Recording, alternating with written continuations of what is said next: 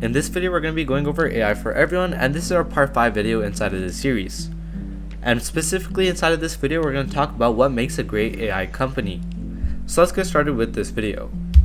So the first thing that we're going to talk about is the difference between a traditional retail company and also an online company. So an online company is a company that just runs only on online and they don't have physical stores. And a traditional retail company is that they don't run online and they have physical in stores. If a traditional company also has online presence, is it called an internet company?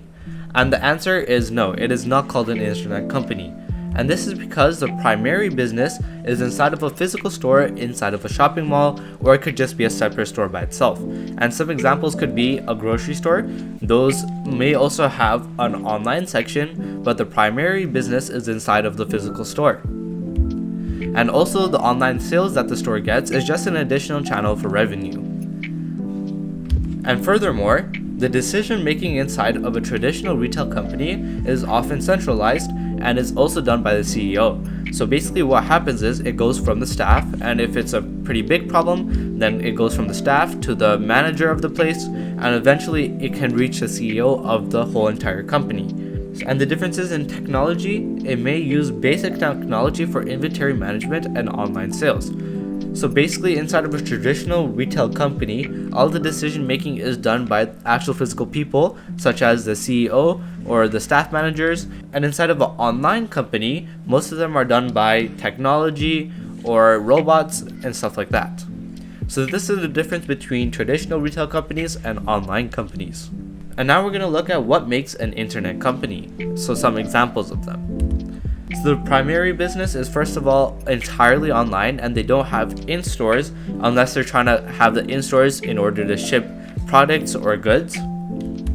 And then the online sales is the core of the business model.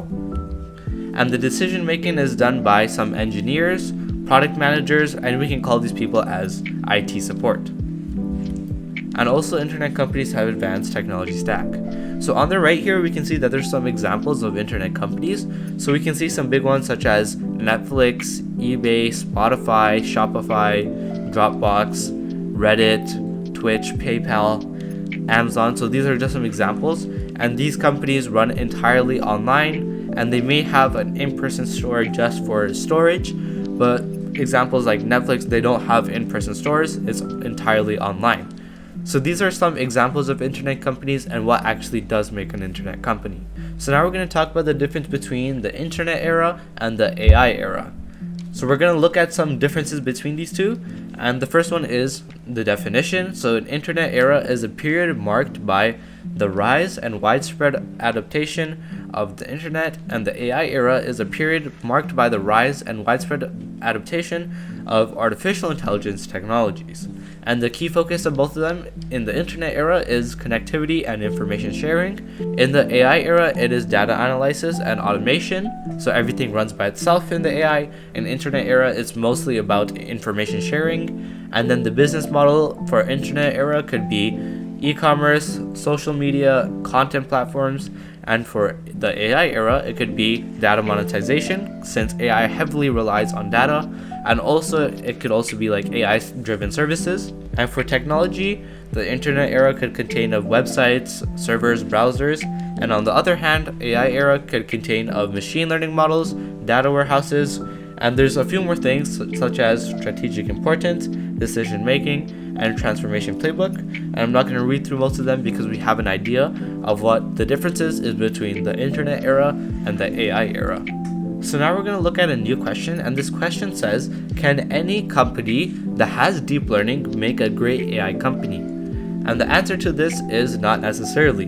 And this is because a great AI company is not just about using deep learning algorithms. So in this case, we have another chart and some key differences between those two. So any company with deep learning, their AI usage may be deep learning algorithms for a specific task, and a great AI company uses AI, including deep learning, as a core part of their business model. And there's a few more different things such as data strategy between them two, the decision making, the AI talent, and the AI strategy. Once again, I'm not going to read through all of them because we have a pretty good understanding of what the difference is between an AI company with deep learning and versus actually a great AI company. And now we're going to talk about some examples of great AI companies. So on the right here, we have another picture that's a pie chart, and it just shows 4 great examples of great AI companies. So the first one is obviously OpenAI. They're one of the best AI companies in the world as of right now, and because of ChatGPT, they have Dolly, they have many different things that make them a great AI company. And the second one we have is NVIDIA. So NVIDIA works with computer accessories such as graphics cards, so that also makes them a really good AI company.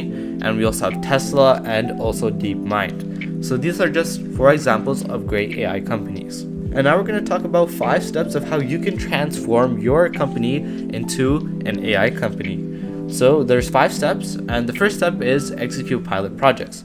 And this basically means you start with a few small projects to understand what AI can do or what AI cannot do for your business.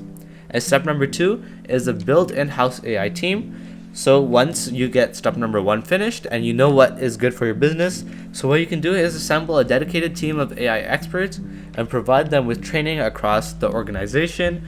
For step number 3 is you can develop an AI strategy. So you formulate a comprehensive AI strategy that aligns with your business goals. For step number 4, you align internal and external communications.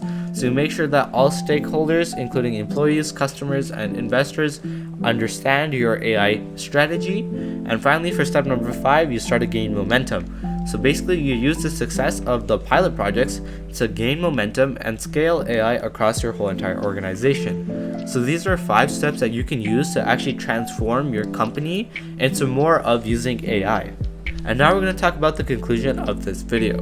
So this video concludes by stating that becoming good at AI is not a mysterious process, but it requires a systematic approach. And in our next video, we're going to dive into what AI can do and what AI cannot do.